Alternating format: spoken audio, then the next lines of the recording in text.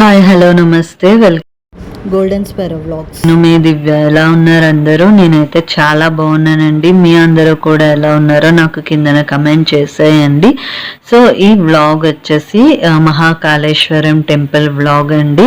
అదేంటక్క మొన్నే కదా వెళ్ళారు, అప్పుడే మళ్ళా ఇంకొక మహాకాళేశ్వరం ఏంటి అనుకుంటున్నారా? ఇది ఉజ్జయినిలో ఉన్న మహాకాళేశ్వరం టెంపుల్ కాదండి, రాజమండ్రిలో ఉన్న మహాకాళేశ్వరం టెంపుల్ అన్నమాట. ఈ గుడి మనకి రాజమండ్రి దగ్గరలోనే ఉంటుందండి. అండ్ ఈ గుడి ఎక్కడ కట్టారంటే కైలాస భూమి పక్కన కట్టారండి. కైలాస భూమి అంటే శ్మశాన వాటిక పక్కన ఈ గుడి కట్టారండి. ఈ గుడి కట్టింది ఎవరు అంటే పట్టపగల వెంకట్రావు గారు అనే అతను ఈ గుడిని కట్టారండి.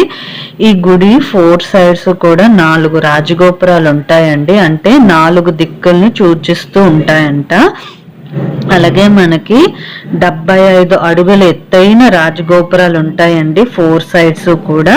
అండ్ గుడి లోపల అయితే 64 ఉపాయాలయాలు అయితే ఉంటాయండి. ఆ ఉపాయాలయాలు ఏంటి అంటే పార్వతీదేవివి శక్తి స్వరూపాలండి. తర్వాత వచ్చేసి మనకి విష్ణుమూర్తివి దశావతారాలు ఉంటాయి. అండ్ తర్వాత మనకి గురువులు ఉంటారండి, అంటే సాయిబాబా, శంకరాచార్యులు అనమాట. అలాగే మనకి వినాయకుడు, సుబ్రహ్మణ్య స్వామి, అయ్యప్ప స్వామి, అలాగే శివపార్వతులది కూడా ఉంటుంది. అలాగే అర్ధనారీశ్వరుడి కూడా ఉపాలయం ఉంటుందండి.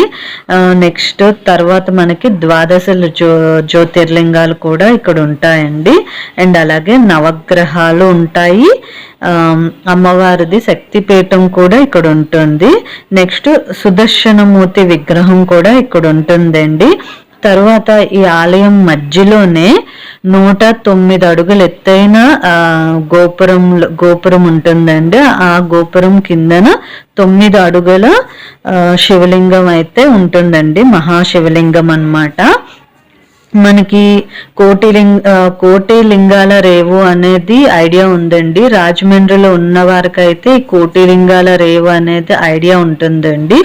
సో కోటి లింగాల రేవుకు అనుసంధానమై ఈ కోటి ఒక్క లింగం అంట. ఇది మహాకాళేశ్వరం అనేది కోటొక్క లింగం అంటండి. ఈ గుడి ఎలా ఉంటుందంటే మనకి రాజభవనంలా ఉంటుందండి. అంటే చూడడానికి ప్యాలెస్ లాగా అనిపిస్తుంది అన్నమాట. సో ఈ గుడిలో ఏంటంటే 4 మహామండపాలు ఉన్నాయండి. అలాగే 4 రాజగోపురాలు ఉన్నాయి, 4 నందీశ్వరులు ఉన్నారు, అండ్ 4 ధ్వజస్తంభాలు ఉన్నాయి, అండ్ అలాగే 4 బలిపీఠాలు కూడా ఉన్నాయండి. ఈ టెంపుల్లో ఏంటంటే రోజు కూడా మనకి భస్మాభిషేకం అనేది జరుగుతుందండి శివుడికి. అంటే మనకి చనిపోయిన వాళ్ళవి ఉంటుంది కదా భస్మం, అది తీసుకొచ్చి ఇక్కడ శివుడికి భస్మాభిషేకం చేస్తారండి. మెయిన్ ఇక్కడ ఈ రాజమండ్రిలో ఉన్న మహాకాళేశ్వరం టెంపుల్ భస్మాభిషేకంకి ఫేమస్ అండి. ఈ భస్మాభిషేకం జరిగిన తర్వాత ఆ భస్మాన్ని మనకి ప్రసాదం కింద ఇస్తారనమాట, నుదుటిన పెట్టుకోవడానికి. అండ్ మిగిలిన భస్మాన్ని మనకి గోదావరి నదిలో కలిపేస్తారు. అండ్ తర్వాత మనకి ఏంటంటే ఈ గుడి టైమింగ్స్ వచ్చేసి మార్నింగ్ 4 to ఆఫ్టర్నూన్ 12:30 వరకు ఉంటుందండి. తర్వాత ఈవినింగ్ మళ్ళా మనకి 4:30 to 8:30 వరకు ఓపెన్ చేసి ఉంచుతారు. సో మేమైతే ఈవినింగ్ వెళ్ళామండి. సో అందుకని చెప్పేసి ఓన్లీ ఉపాలయాలు మాత్రమే మీకు వీడియో తీయగలిగాను. బయట గుడి చాలా బాగుంటుందండి. మీరు ఎవరైనా వెళ్ళాలి అనుకుంటే మార్నింగ్ టైం విజిట్ చేయడానికి ప్రయత్నించండి. ఎందుకంటే బయట గుడి ఆర్కిటెక్ట్ అనేది చాలా బాగుంటుందండి.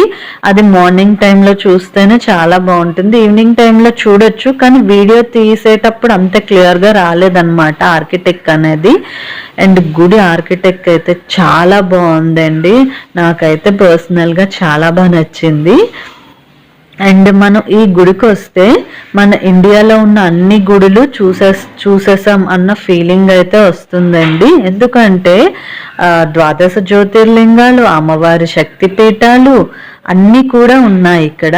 అందుకని చెప్పేసి ఒక్క గుడికి వస్తే మన ఇండియాలో ఉన్న అన్ని గుళ్ళు చూసామన్న ఫీలింగ్ అయితే వస్తుంది. అండ్ ఈ గుడిలోని భస్మహారతి అనేది మార్నింగ్ 4 to 5:30 మధ్యలో జరుగుతుందండి భస్మహారతి అనేది. అండ్ ఈ గుడి మీరు తప్పకుండా విజిట్ చేయాల్సిన గుడి అండి. అమ్మవారివి శక్తి స్వరూపాలని చెప్పాను కదా, ఇదిగోండి సంతాన లక్ష్మి, మహాలక్ష్మి, అలాగే గజలక్ష్మి అన్నీ కూడా ఉంటాయండి అమ్మవారివి. నాకైతే ఈ గుడి చాలా బాగా నచ్చిందండి. అండ్ ఆర్కిటెక్ట్ అయితే చాలా చాలా బాగుంది.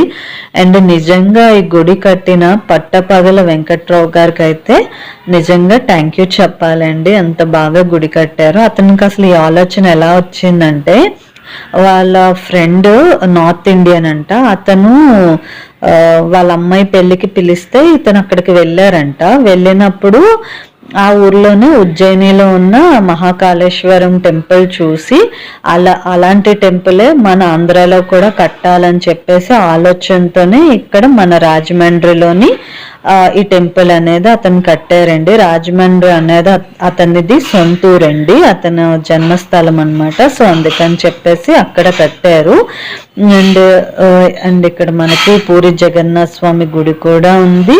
అండ్ అలాగే నేను ఆల్రెడీ చెప్పాను కదా దశావతారాలని, విష్ణుమూర్తిగా అన్ని అవతారాలు కూడా ఇక్కడ ఉన్నాయండి, చూపిస్తున్నాను, చూసేయండి. అండ్ వీడియో కనుక మీకు నచ్చినట్లుగా అయితే లైక్ చేయండి, షేర్ చేయండి అండ్ సబ్స్క్రైబ్ చేసుకోండి. చాలామంది చూస్తున్నారు కానీ సబ్స్క్రైబ్ అయితే చేసుకోవట్లేదు. మీరు సబ్స్క్రైబ్ చేసుకుంటే నాకు కొంచెం ఎంకరేజ్మెంట్ లాగా ఉంటుంది అండ్ అలాగే కొంచెం సపోర్ట్ చేసినట్లుగా కూడా ఉంటుందండి. సో అందుకని చెప్పేసి ప్లీజ్ నా ఛానల్ని సపోర్ట్ చేయండి అండ్ అలాగే సబ్స్క్రైబ్ చేసుకోండి. నా ఛానల్ని సబ్స్క్రైబ్ చేసుకోవడం మాత్రం మర్చిపోకండి, ఓకేనా? అండ్ వీడియో అయితే ఎండ్ వరకు చూసేయండి, స్కిప్ అయితే చేయకున్నా, ఓకేనా? Bye bye.